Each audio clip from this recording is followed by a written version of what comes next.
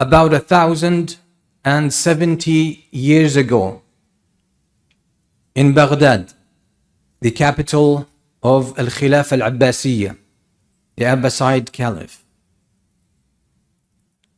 There was a young man who traveled from the countryside, the son of a soldier.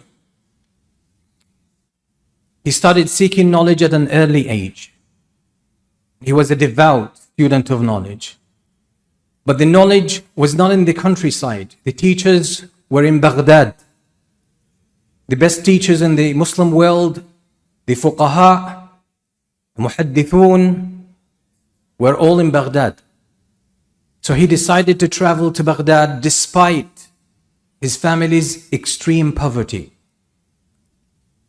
He says, I'll go to Baghdad and learn from the best teachers, then I will fulfill my dream of becoming a Muslim scholar who will serve the Ummah and help those who need guidance and who need help. And I will also most likely be able to find a job and provide for myself and for my family. So he goes to Baghdad, he rents a room, and he finds some labor job, a random job. Some days he works, other days he doesn't. With the little finances he used to secure, he would divide them into 3 parts. 1/3 goes to support his family in the countryside. The second third pays the rent for his room, and the third was just for him to survive for his basic expenses, until he advances in his knowledge and in his studies, and hopefully he would find a better job. So every day as he goes to the market to look for a new labor job, he would pass by a diwan. And the diwan at the time was the government place where all the registry was, all the paperwork, all the documents, all the archives, all the government papers and documentation were kept in the diwan. And a diwan would usually employ people who are very skilled at writing and at mathematics and calculations, because they needed these type of skills, and very good at organization and bookkeeping. Every day he would pass by a diwan and check with them if there is any open post so he could get a job. And every day he was told, we don't need anyone, until the guards, the soldiers or the policemen, the security of a diwan became familiar with him. They see him, before he arrives, they would shout at him, no post today, keep going to the market, keep marching to the market. And for 3 months, one time for 3 months, he had found no job, no work. So his savings were running out. He had not sent money back to his family. And he was behind, he was falling behind on the rent for his room. And the landlord was getting very angry, and he said, listen, you have 3 days. If you don't pay the rent by the 3rd day, you're going to jail. And he said, I didn't know what to do with my life. So I didn't have anyone to borrow money from. I tried to get a job, I didn't get a job. So every day he would go to the market, and it was then the 3rd day. He goes out, passes by a diwan, asks, this day doesn't pass by a diwan. He goes straight to the market because he's not himself.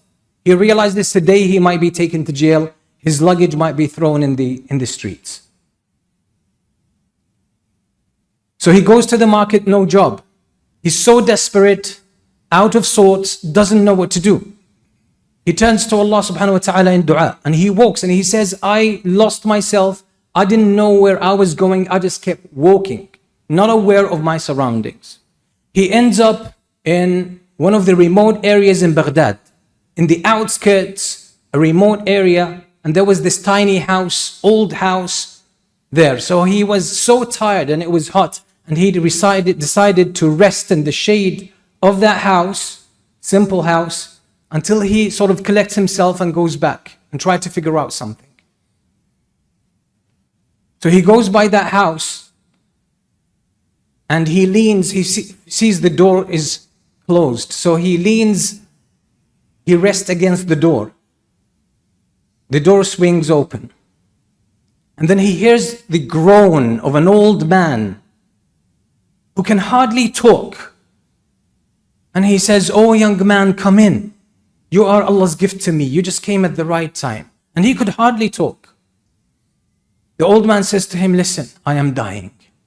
Literally, I am now dying. But I wish I could eat some grapes. I fancy some grapes. Can you get me some grapes? I want to eat grapes before I die." He looked at the man and he realized he was literally dying, and he felt so bad for him. He himself had no money. So he said, "I'll get you grapes." And this young man was a person of such a beautiful, decent nature, very goodly nature. So he rushes to the market. He goes to the person who sells fruits, vegetables, and he says, "How much is this amount of grapes?" He says, 1 dirham. He says, "Wallahi, I have no money, but I need that urgently. I'll give you my shirt, my upper shirt. Keep it with you until I get you the dirham, but I need to take these grapes now." So he takes the grapes, rushes to the old man. The old man was getting weaker by the minute, but he eats those grapes. And then he looks at this young man, he says, "Jazakallahu khairan, may Allah reward you. Allah sent you to me at this time." He said, "You see that corner in the house? I want you to dig in that spot." So he digs and he finds a clay pot. He says, "Bring it out." He brings it. And the old man says, "See what's in it." And it was full of gold coins. And this story, by the way, is not imaginary. It's real. It's very well documented. He says, "You know what? You see all this gold is yours. Take it." He couldn't believe it. He said, "How come?" He said, "I can't take this money until you tell me what the story of this money is." He said, "Listen, I was among the richest merchants of Baghdad. I am from Al-Rusafa, this part of Baghdad.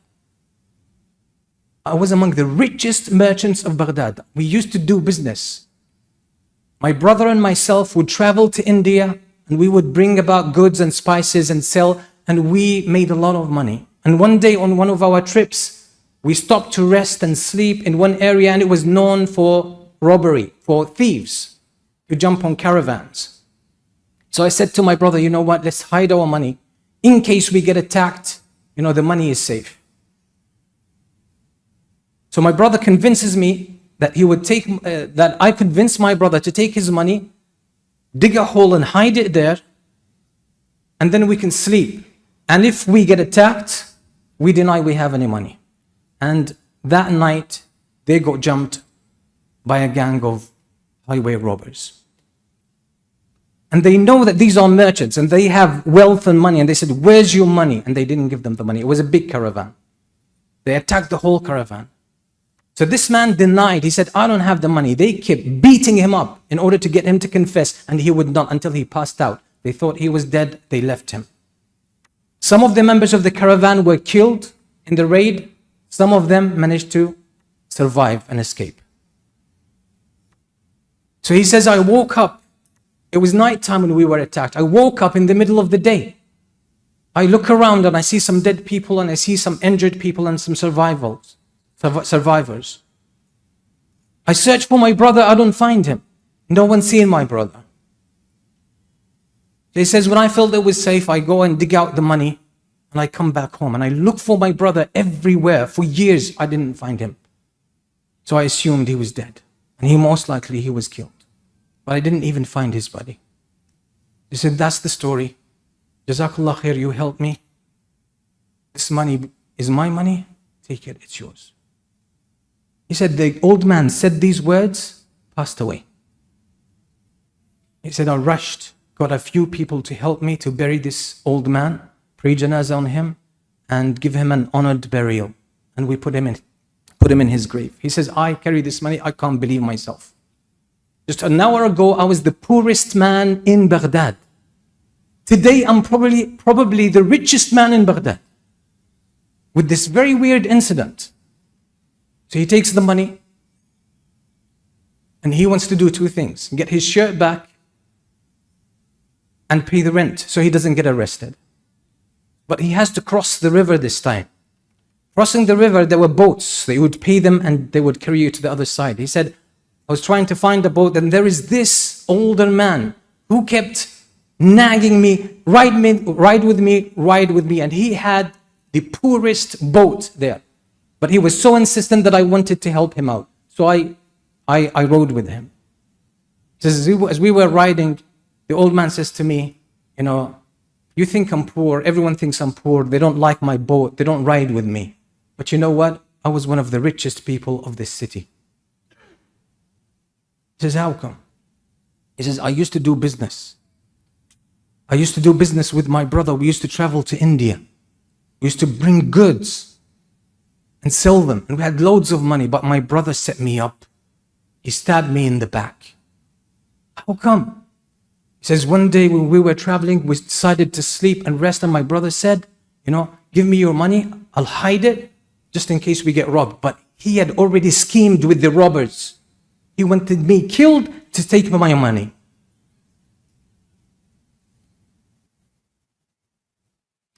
So he said, when the robbers were gone, I looked around, I didn't see my brother. I realized he had set me up along with these guys. And I never found him afterwards. He ran away with my money. So now this young man looks at this old person, he looks at him and he sees the similarity, physical similarity. He says, your brother never betrayed you. That's your brother's story. Then he tells him this story. And he says, you see all this gold? This is yours. Take it. It's not mine, it's yours. Somebody might be wondering, because half of it is this man's money, right? They were partners in business. Half of the money was this old man's money. The other half was the dead brother's money. But who inherits that money? His brother.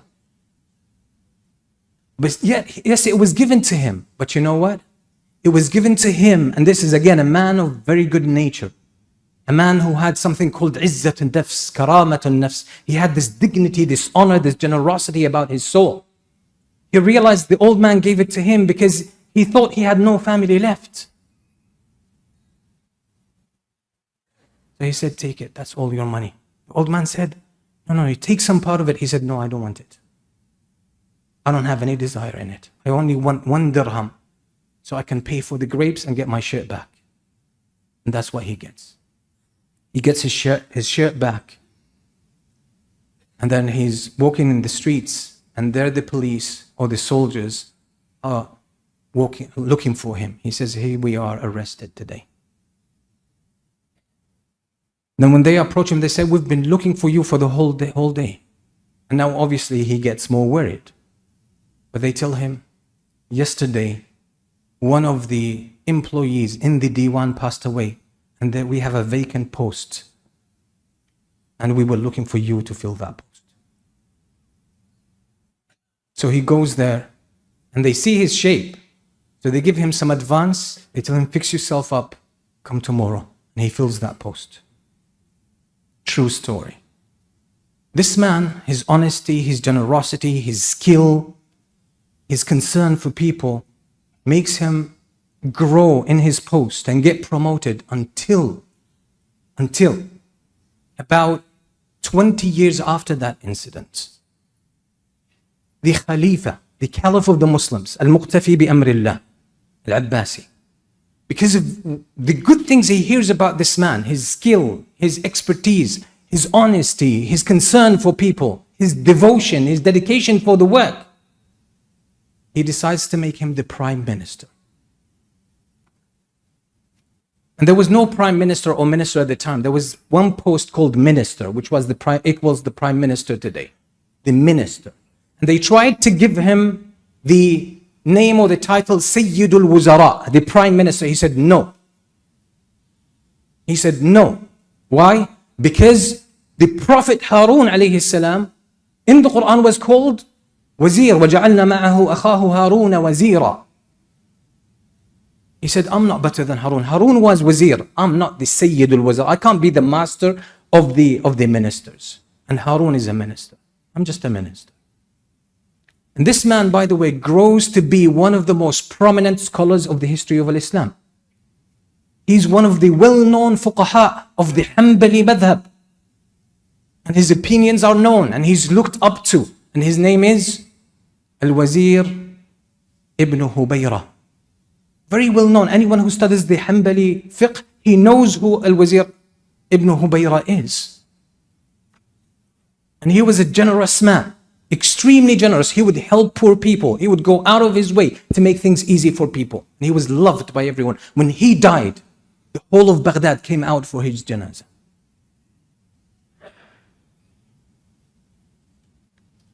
So this is an example of such a Muslim personality, a faqih, a Muslim scholar.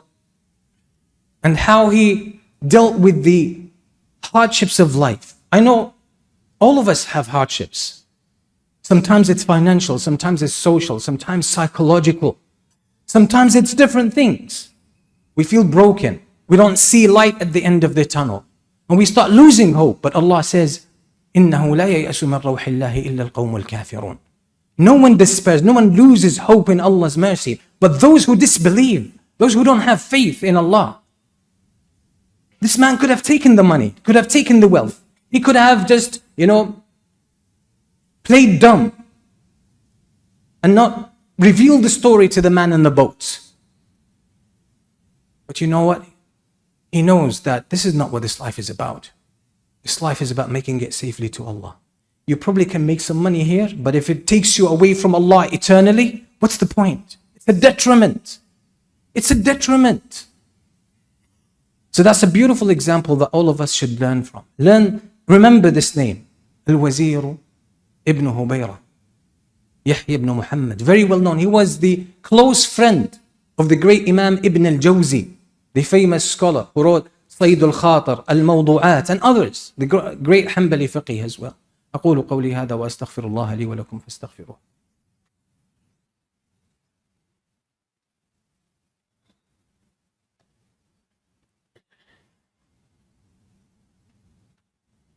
الحمد لله رب العالمين والصلاة والسلام على سيدنا محمد وعلى آله وأصحابه أجمعين وبعد. If we talk about handling life with dignity, we talk about heroism, we talk about manhood, that's it. That's it. If we talk about resilience, we talk about patience, that's an example. And our history as Muslims is rich with people like that. Because our strength in the face of the hardships of life doesn't come from ourselves. It comes from Allah. It comes from our reliance on Allah, our trust in Allah. We don't claim it ourselves. And because it's Allah's help. And when life treats us with harshness, we never go against what is good. We never break the moral rules and moral code. We stay true to Allah subhanahu wa ta'ala. Why? Because our goal is not this dunya. Even if you get this dunya and everything in it, how long is it going to last? How much pain it is going to bring you, even with the things you possess. This is the reality of this life. It will never be complete. It will never be perfect. It's a test. It's a test. Enough for a believer what gets him by. And if Allah gives you riches, if Allah gives you wealth, use it for the sake of Allah. Ibn Huraira, rahimahullah, became one of the wealthiest people. One of the most important posts in the world at the time. And yet, when he died, he left nothing. Why? Because he was such a charitable person.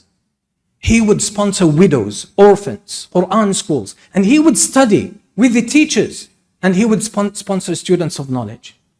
To the point that his children had to sell his personal library in order to, cash out on some funds. So this man, the world has come to him. Position, intelligence, knowledge, reputation, authority, public posts, you name it. But he gave all of that for the sake of Allah subhanahu wa ta'ala. The Prophet sallallahu alaihi wasallam said, Inna ruh al-Qudusi nafatha fi ruhi. أن نفسا لن تموت حتى تستوفي أجلها وتستوعب رزقها فاتقوا الله وأجملوا بالطلب ولا يحملن أحدكم استبطاء الرزق على أن يطلبه بمعصية الله فإنما عند الله لا ينال إلا بطاعته. The Prophet ﷺ said, Jibreel alayhi salam inspired me with these words, that a soul will not die until it completes its appointed time on earth. You will get your full age that is appointed to you by Allah. And until it consumes all of its provision, the provision that is written for you will come to you. No matter what you do, it was written and it will come to you. So you're not going to leave this world without getting what Allah wrote for you. It's decided. So fear Allah, be mindful of Allah, be dutiful to Allah. And when you seek your provision, seek it moderately, seek it with balance. Don't go crazy about it. Don't break the moral code when you do that. Don't be obsessed with it. Don't worship wealth and money and success. Use it as a means. Be moderate. Seek Allah subhanahu wa ta'ala. And if the provision has come to you in short supply in the early stages, do not let that get you to go against the rules of Allah or seek it through something that is unlawful. Because the blessings of Allah and the provision of Allah can only be received by means of what Allah made halal. Because if you get it from haram, you might get the numbers, but the barakah, the blessings, the value, Allah will be removed. What is written for you will come. And look at this beautiful example. Yes, Allah subhanahu wa ta'ala might not treat you the same way as Ibn Hurayra. Maybe, the relief will not come to you straight away. Maybe it will come to you years later. So what? So what? When Allah tests you, He wants good for you. Whatever, يُرِيدُ اللَّهُ بِكُمُ الْيُسْرَ وَلَا يُرِيدُ بِكُمُ الْعُسْرَ. Allah wants ease for you. He doesn't want hardship. يُرِيدُ اللَّهُ أَن يُخَفِّفَ عَنْكُمْ. Allah wants to make things easier for you. Wants to lessen the burden for you. Allah wants good for us. But we are so short-sighted and we are impatient and we start judging Allah subhanahu wa ta'ala. Let Allah lead your life. Do the right things. Fulfill the obligations. Obey Allah. Be dutiful. Live a life of purpose. And seek provision. Seek the means to provide for yourself and your family, but moderately. Don't go crazy about it. Don't worship money. Don't worship these flashy titles of success and all of that stuff, because that has become a religion. For many people, it's become a god that is worshipped besides Allah subhanahu wa ta'ala. Free yourself from that, because that's a form of worshipping shaitan. You don't want to fall for it.